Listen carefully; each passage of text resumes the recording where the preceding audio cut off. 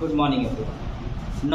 आज हम लोग रेशियो एंड प्रोपोर्शन का तीसरा क्लास कर रहे हैं, लेकिन ये सब क्लास के लिए सबसे पहला जरूरी है कि आपका पहला क्लास वाला पूरा कंप्लीट होना चाहिए।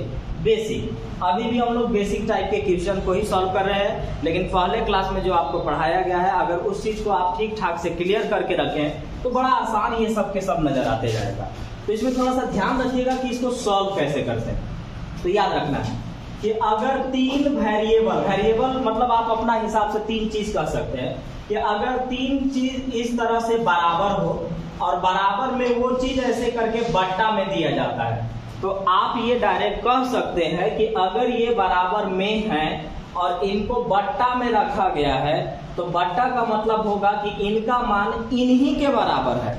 आपको इसे डायरेक्ट याद रखना है कि A का मान 3 है, B का मान 4 है और C का मान 7 है। और अगर आप ऐसा नहीं समझेंगे तो आपको बुक में इसको K मान के बनाता है, जो कि 2 स्टेप कम से कम जाएगा, जो कि आपका टाइम फालतू के बर्बाद होगा। आपको सीधा सीधी याद रखना है कि अगर ये बराबर में ये बराबर में है और इनको बट्टा में करके रखा गया है तो इनका मान इन्हीं के बराबर है। मतलब A का मान 3 है, B का मान 4 है और C का मान 7 है। तो यहाँ पर रख दिया जाए तो A का मान है 3, B का मान है 4 और C का मान है 7 बटा में। नीचे भी C का मान है तो 7 ही है। तो 7 4 11 और 3 14, 14 को 7 से भाग देंगे कितना आएगा? 2 आएगा। तो आपको सीधा ये याद रखना है, नहीं तो आपको फिर K मान के बनाइएगा ना तो आपका वही आएगा। जैसे मैं थोड़ा सा बता दे रहा हूं, लेकिन आप ऐसा करिएगा मत। B/4 C/7 इसको बोलता है कि K मान लेता है, और जब वो K मानता है ना तो इसका हर एक वेरिएबल इनके बराबर हो जाता है। तो आप कह सकते हैं कि A/3 का वैल्यू भी K है। तो A का जो मान होगा वो कितना हो जाएगा? 3K हो जाएगा, 3K हो जाएगा। B का जो मान होगा वो 4K हो जाएगा और C का मान हो जाएगा 7K। तो अब आपसे बोलेगा कि हमको बताइए ना A, B और C क्या होगा। तो A का मान मेरे पास है 3K और B का मान है मेरे पास 4K और C का जो मान है हमारे पास वो 7K।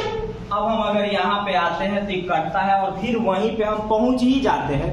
तो ये स्टेप करने से क्या हमको मतलब है? तो इस टाइप का काम नहीं आप करिएगा। आप सीधा सीधी याद रखेंगे कि अगर तीन चीज बराबर में दिया गया हो और उनको बट्टा में रखा गया हो तो वो उनके बराबर के काम करते हैं।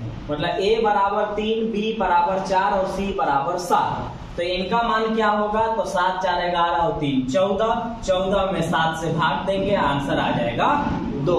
तो इस तरह का करिएगा। अब दूसरा सवाल भी सुनिए, और यहाँ पर आप थोड़ा सा याद रखेंगे तो अच्छी बात है, नहीं तो K में मानेंगे और आप टाइम कुछ ना कुछ तो बर्बाद करेंगे ही करेंगे। अब इसके लिए आपको मैंने बोला कि अगर ये बट्टा में है तो बराबर का काम करेगा। अब यहाँ भी देखिए तीन चीज ही बराबर है, लेकिन अबरी ये गुना में है, तो फिर आपको K नहीं मानना है। जो बात बता रहा हूं वो आपको याद रखना है और आपको उसी तरह से प्रैक्टिस भी करना है। यहाँ पर रखना है कि अगर ये बट्टा में है तो ये बराबर के काम करेंगे, और यहाँ पर याद रखना है कि अगर ये गुना में है तो इनका मान जब भी निकाला जाता है वो बट्टा में चला जाता है। तीन वेरिएबल बराबर हो, तीन चीज बराबर हो और एक दूसरे के मल्टीप्लाई में हो, गुना में हो, और फिर अगर उन्हीं का मान हमसे पूछा जाए तो वो उनका मान बट्टा में जाता है, बट्टा में। यानी A का जो मान होगा वो 1/2 होगा, B का जो मान होगा वो 1/3 होगा और C का जो मान होगा वो 1/4 होगा। यही काम आपको करना है। अगर बराबर में है और बट्टा में दिया गया है तो बराबर का काम करेगा, बराबर में है और अगर गुना में दिया गया है तो वो बट्टा का काम करेगा। ध्यान से ना, बट्टा में है तो बराबर का काम कर रहा है, गुना में है तो बट्टा का काम कर रहा है। और ये आप पहला क्लास में सीख चुके थे कि अगर कोई भी वैल्यू रेशियो में दिया जाए और रेशियो फ्रैक्शन में चला जाए तो आपको नीचे वाला का क्या करना है? एलसीएम निकालना है। तो 2 3 4 का जब आप एलसीएम निकालेंगे तो आपका आ जाएगा 12, और 12 से जो भी एलसीएम आएगा ना सब में मल्टीप्लाई कर दीजिएगा, गुना कर दीजिएगा। यहाँ भी 12, यहाँ भी 12, यहाँ भी 12। यहाँ पे आपने काटा 6 आया, यहाँ पे आपने काटा 4 आया और यहाँ पर आपने काटा तो 3 आया। 6:4:3, 6:4:3। फिर दोबारा रिपीट करता हूँ। अगर वो गुना में है और इन्हीं का मान हमसे पूछा जाएगा तो उनका मान हम डायरेक्ट बट्टा में लिखेंगे, के नहीं मानेंगे। हम लिखेंगे कि ए का मान 1/2 है, ठीक है, बी का मान 1/3 है और सी का मान 1/4 है। अब इस जगह पर एक नियम पहला क्लास में ही आपको बताया गया है कि अगर वो कोई भी रेशियो फ्रैक्शन में जाए तो नीचे वाला का एलसीएम लेते हैं और एलसीएम जो भी आएगा उससे सब में मल्टीप्लाई कर देते हैं, गुना करते हैं और ये सीधा हो जाएगा। और सीधा हो जाएगा तो इन्हीं का मान आपसे पूछा गया था, ए पूछा गया था, बी पूछा गया था और सी पूछा गया था। अब कुछ लोग बोलेंगे कि क्या इतना टाइम लगता है, तो नहीं लगता है जी। क्यों? देखिए 1/2, 1/3, 1/4 दिख रहा है। 2, 3, 4 कैल्शियम 12 से जैसे ही भाग देंगे 6 बचेगा, लिख दिए। 12 से भागे, 12 से जैसे गुना करेंगे 2 से भाग देंगे 6 बचेगा, यहाँ 3 से देंगे 4 बचेगा, यहाँ 4 से देंगे 3 बचेगा। बिना पेन लगाए एकदम आराम से 6-4-3 आप आंसर मार सकते हैं। अब इस सवाल के लिए भी हमको पहला क्लास में ही जाना होगा जो कि हम सीखे थे। अब यहाँ पर देखिएगा कि ये दिया गया है इस तरह पे, तो अगर मैं b को यहाँ नीचे भेज दूं और 2 को नीचे भेजूं तो बनेगा a/b बराबर, ध्यान रखिएगा b को मैंने नीचे भेजा है और इस 2 को यहाँ, तो यहाँ पहले से 3 था और नीचे मैंने 2 भेज दिया। जो जिसके सामने पड़ा वो वैल्यू कहलाया उसका। अब यहाँ आ जाइए, अच्छा ये तीनों बराबर में ही है, मैं यहाँ ये वाला ही। अब देखिएगा 4b = 5c दिया गया है, तो आप c को नीचे भेजिए और 4 को नीचे भेज दीजिए। तो b तो यहाँ था, अब c को नीचे भेज दिए हमने, 5 वहीं पर रह गया, 4 नीचे चला गया, तो 5/4। अब a/b 3:2 है, b/c आपका 5:4 है। अब आप पहला क्लास में ab और bc दे करके abc निकलवा रहा था, तो ये आप सीख चुके हैं। जो स्टूडेंट क्लास नहीं किए होंगे वो पहले दिन YouTube या Facebook कहीं भी जाकर के वीडियो पहला क्लास वाला देख लीजिएगा, पूरा कंसेप्ट क्लियर हो जाएगा।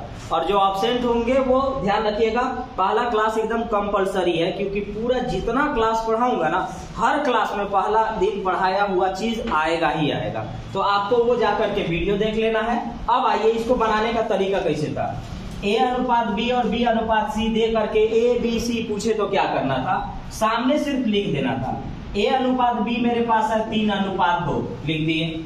b/c है 5:4, b लिख चुके हैं इसलिए अब मजबूरी है नीचे लिखना, तो यहाँ लिखेंगे 5:4। अब जिसके बगल में खाली स्थान है सिर्फ देख के भर देना है। यहाँ खाली है, इसके बगल में 2 है, 2 भरिए। यहाँ खाली है, इसके बगल में 5 है, यहाँ पर आप 5 भरिए और गुना कर दीजिए, नहीं मल्टीप्लाई करना है। 5 दिया 15, 5 दूना 10, 4 दूना 8। एक बार और फिर से देखिए, जब आपका a/b b/c दिया हुआ रहे और a b c अगर आपसे पूछे तो आपका आंसर होगा कि पहले इसको भर लीजिए। तब a/b दिया हुआ है 2:3 और ये दिया हुआ है 5:4। जो जिसके बगल में पड़ेगा खाली स्थान देख के भरिए। इसके बगल में 2 है, 2 भरिए। इसके बगल में 5 है, 5 भरिए और मल्टीप्लाई कर दीजिए, गुना कर दीजिए। तो ये रहा 5 दिया 15, 5 दूनी 10 और 4 दूनी 8, 15, 10, 8। लेकिन आपसे क्या पूछा गया है, a/c पूछा गया है। तो a हमारा कितना आया 15 और c कितना आया 8। आंसर आ जाएगा 15:8 आ जाएगा। तो इस तरह के बेसिक चीज को जानने के लिए पहला क्लास वाला वीडियो आपको जरूरी है, जरूर देख लेंगे जिनका छूटा होगा।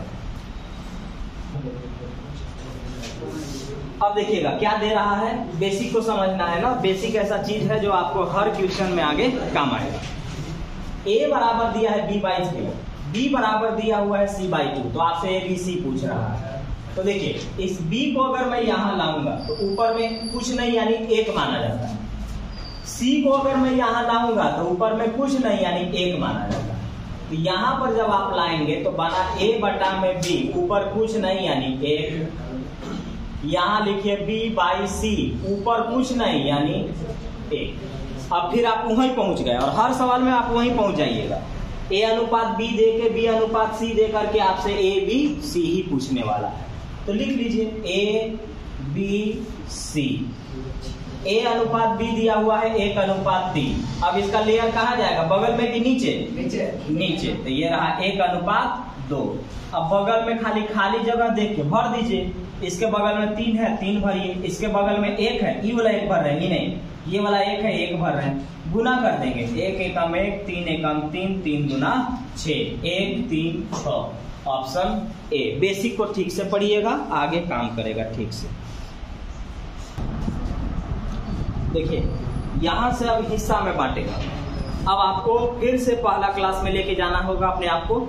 और अब आपको क्या करना होगा कि ए बी का हिस्सा दे सकता है, ए बी सी का हिस्सा दे सकता है, ए बी सी डी का हिस्सा दे सकता है, ए बी प्लस सी का हिस्सा दे सकता है, बी सी प्लस डी का हिस्सा दे सकता है, A B minus B C का हिस्सा दे सकता है, कुछ भी दे सकता है। जो देगा उसकी बात करेंगे। तो फिलहाल आपका यहाँ से स्टार्ट होता है कि 4200 को 2 भाग में बांटना है, जिसका नाम है ए और बी, और उनको बांटेंगे 9:5 में। तो बी का हिस्सा क्या होगा, तो यहीं से समझते चलिएगा। कोई भी क्वेश्चन आप आराम से बना सकते हैं। ए अनुपात बी दिया है 9:5।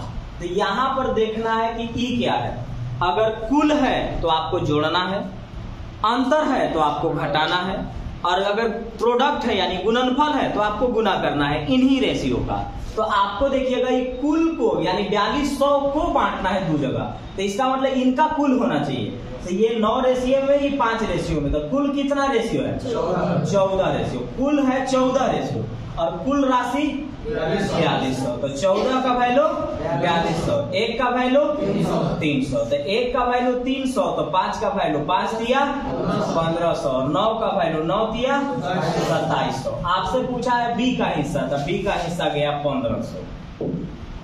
कुल है 4 और 5 9 और 5 14 रेशियो में। 14 का वैल्यू 4200, 1 का वैल्यू 300, तो 5 का वैल्यू 1500। पेन लगाने की जरूरत नहीं है। अभी 4-5 सवाल और देंगे जिसमें पेन लगाने की कोई जरूरत है नहीं। ऐसे बनेगा कुल रेशियो 9 5 14, 14 दिया 4200, 1 का वैल्यू 300, तो 5 का वैल्यू 3 5 1500। बात खत्म, वहीं पे आंसर आ जाएगा। 4500 रुपया को इस बार 3 भागों में बांटेंगे ए बी सी में, जिनका रेशियो होगा 4 3 2। बांटने पर ए और सी के हिस्से में अंतर क्या होगा? अंतर मतलब क्या होता है? अंतर मतलब माइनस।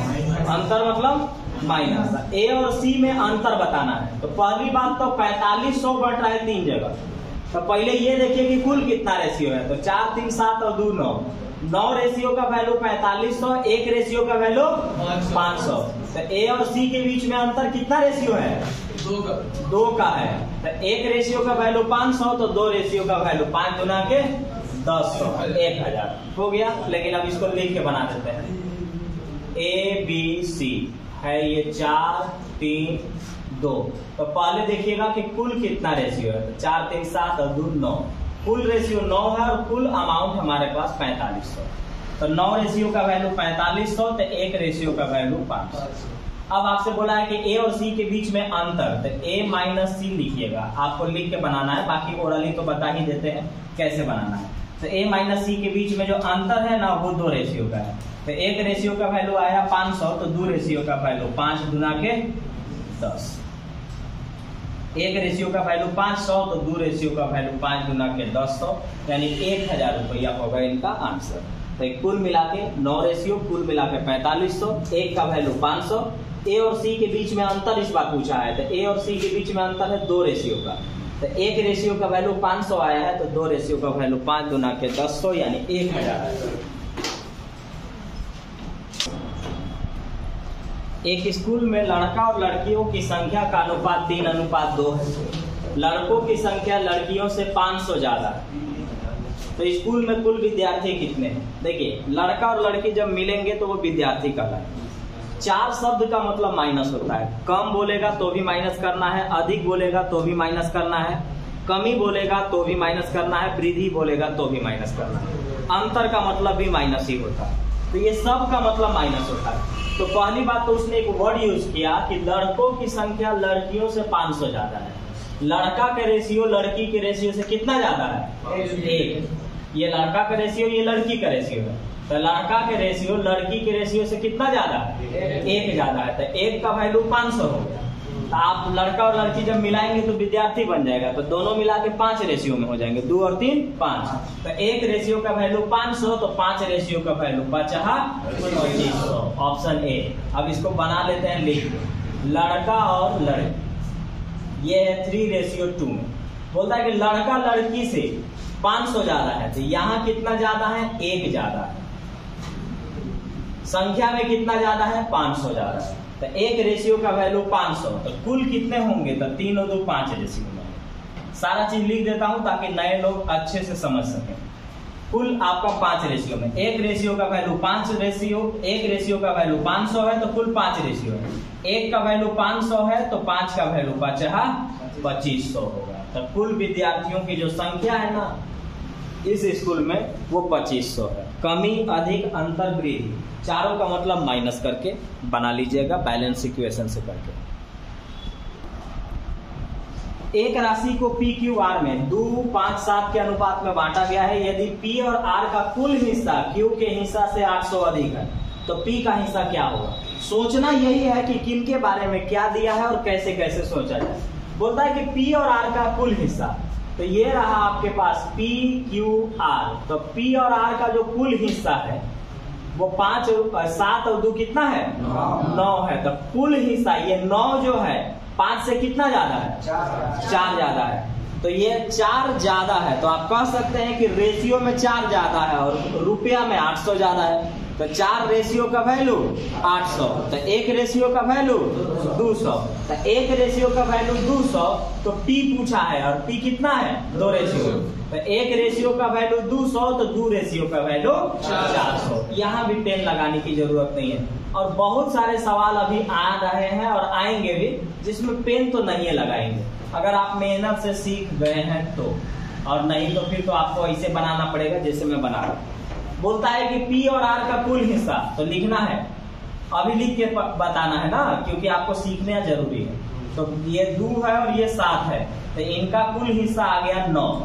बोलता है कि क्यू का हिस्सा, तो क्यू का हिस्सा है 5। तो पी और आर का कुल हिस्सा आया 9 और क्यू का हिस्सा है 5। तो ये जो 9 है वो 5 से कितना ज्यादा है, तो 4 ज्यादा है 4। और वो बोलता है कि 800 ज्यादा था, तो 4 रेशियो का वैल्यू 800, 1 रेशियो का वैल्यू 200। अब आपसे P पूछा गया है, P 2 रेशियो में था, तो P का मान निकाल दीजिए। 1 रेशियो का वैल्यू 200, तो 2 रेशियो का वैल्यू 4, ऑप्शन ए। अब आप पहले लिख के बना लीजिएगा आराम से, और फिर उसको प्रैक्टिस करना है। जो मैं मन में बनाता हूं तो आपको भी एग्जाम में मन में बनाना होगा। आप पीछे भी ट्रिगो में बहुत सारे सवाल देख रहे थे कि उसको लिखते लिखते यहाँ तक पहुंचा रहे थे, लेकिन जब उसको मन में सॉल्व करते थे ना तो 1-2 स्टेप में खत्म हो जाता था। तो हर वो चैप्टर में आपको वही काम करना होगा। जितने आपके पास चैप्टर हैं, हर चैप्टर को पहले दम भर सॉल्यूशन कीजिए, खूब प्रैक्टिस कीजिए, और फिर उसको मन में करिए सॉल्यूशन। मन में करने से होगा क्या कि लिखने में टाइम बर्बाद होता है, वो नहीं होगा और वहां पर टाइम आपका बचता चला जाएगा। और आप खुद देख रहे हैं और आपको मालूम ही है कि कट ऑफ का जो ग्राफ है ना वो ऐसे जा रहा है और जाएगा ही, इस टाइप का वो चलता चला जाएगा। और ये भी नहीं है कि ग्राफ ऊपर होने से लोगों की जॉब नहीं हो रही है, हर स्टूडेंट जॉब ले रहे हैं, कोई भी पोस्ट खाली नहीं है। इसका मतलब है कि अब हमको मेहनत डबल करना है, तो आप डबल करिए, आप उस ग्राफ पर आराम से पहुंच जाइएगा। पहले 6 घंटा पढ़ के काम चल जाता था, अब आपको 12 घंटा पढ़ना है, डबल पढ़ना होगा। आप ज्यादा पढ़ सकते हैं तो और ज्यादा पढ़िए। वैसे हैबिट से दूर रहिए जो आपको पढ़ने से रोकता हो, क्लास में डिस्टर्ब करता हो, हर चीज में आपको मतलब कहीं भी डिस्टर्ब करता हो। डिस्टर्ब का मतलब समझ रहे हैं, अगर आप अच्छे स्टूडेंट हैं और अगर कोई कारण से, चाहे आपका दोस्त हो या दोस्त के रूप में अंदर में छुपा हुआ दुश्मन हो, अगर सिर्फ एक क्वेश्चन बर्बाद आपका काम करने में अगर वो आपका कामयाब हो गया तो यकीन मानिए आपका सिलेक्शन रुक गया। क्योंकि जब आप सिलेक्शन वाला प्रोसेस में जाइएगा ना तो पता चलता है कि कोई 0.25 के लिए छट गया मेरिट में, कोई 0.5 के लिए छटा, कोई 1 नंबर के लिए छटा। और जो आपका हिडन, जिसको इंग्लिश में एक वर्ड बोला जाता है ब्लैक शिप, ब्लैक शिप का मतलब होता है वैसा दुश्मन जो आपको दिखाई नहीं देता है, मतलब वो आपके साथ में दोस्त बन के रखता है लेकिन वो आपका दोस्त नहीं है। एक मूवी का डायलॉग था, पता नहीं आफ्ताब से उदासनी का कोई हॉरर मूवी थी, दो दोस्तों की कहानी, बहुत अच्छी कहानी थी। और उसमें जो विलन कैटेगरी का रहता है वो बोलता है किसी से कि मैं उसका सबसे बेहतरीन दोस्त हूं, लेकिन वो मेरा दोस्त नहीं है। और ये आज के जमाने में एकदम आम बात है। आप जिसको बहुत बढ़िया दोस्त मानते हैं, आपका वो दोस्त है सच में बढ़िया, लेकिन आप उसका नहीं है, ये भी ध्यान रखिएगा। वो बोलता है कि मैं उसका सबसे बेस्ट दोस्त हूं, लेकिन वो मेरा दोस्त नहीं है। अगर मैं दुनिया में अगर किसी से नफरत करता हूं तो सबसे ज्यादा उसी से करता हूं, जो हमसे सबसे ज्यादा चाहता है या मानता है। तो ऐसे लोगों से बचिएगा। वो लोग आपको ज्यादा नहीं खत्म करेंगे, बस एक नंबर कानून से खराब करना है उनको, बस उसका काम हो गया और आपका काम बिगड़ गया। दोस्त को सही सलामत रखना है तो रूम में साथ नहीं रखिए। रूम में साथ रखेंगे वो आने वाला समय में एकदम टूट जाएगा। बहुत सारे बच्चे लोग बाहर पढ़ते होंगे, आप देख लीजिएगा। अपना जिगरी दोस्त को कभी रूम में मत रखिएगा, कुछ महीना में ही आपके अंदर में दरार हो जाएगा। एक महापुरुष का स्टेटमेंट है, उनसे पूछा गया कि बताइए आप कि दोस्त में और भाई में क्या अंतर है। तो उन्होंने कहा कि दोस्त हीरा है और भाई सोना है। तो कुछ लोग समझे कि आप ऐसा क्यों कह रहे हैं, दोस्त को हीरा बोल रहे हैं और भाई को सोना बोल रहे हैं। तो उन्होंने कहा कि देखिए, हीरा की कीमत बहुत ज्यादा है और लोग उसको मानते भी बहुत ज्यादा है, और सोना थोड़ा सा कम है। लेकिन इसका उल्टा पहलू सुनिए। इसका उल्टा पहलू ये है कि हीरा में अगर एक बार दरार पड़ गया तो वो फिर पहले जैसा कभी नहीं हो सकता। और सोना ऐसा चीज है कि उसको आप कितनों पूछिए थुरिए, आप चाहें तो फिर वैसे ही कर सकते हैं। दोस्ती टूटा तो खत्म, भले हाथ मिलेगा फिर दिल नहीं मिलेगा। लेकिन भाई ऐसा है कि झगड़ा भी होगा, मार भी होगा, लेकिन किसी दिन फिर ऐसा होगा कि फिर एक में आकर के खाना खाएगा। तो ये होता है भाई और दोस्ती में फर्क। तो इसलिए वो हीरा है और हीरा की तरह वैल्यू होता भी है, लेकिन उसमें दरार मत पड़ने दीजिएगा। जिस दिन दरार पड़ा वो काम खत्म, फिर मिल भर ले जाएगा, लेकिन वो पहले जैसा नहीं रहेगा कभी भी। अब आइए, बेसिक कंसेप्ट क्या था कि रेशियो अगर फ्रैक्शन में जाता है तो नीचे वाला के एलसीएम लेते हैं। तो 4, 5, 6 का एलसीएम 60 हो जाएगा ना। अभी लिख के बनाइए, बाकी तो आप ओरली कर सकते हैं। इनका एलसीएम 60 हो जाएगा और जो भी एलसीएम आता है उस एलसीएम से सब में मल्टीप्लाई कर दिया जाता है। तो 60 गुने 1/4, ओरली बना के बता दूंगा, घबराना नहीं। 60 गुने 1/5 और 60 गुने 1/6।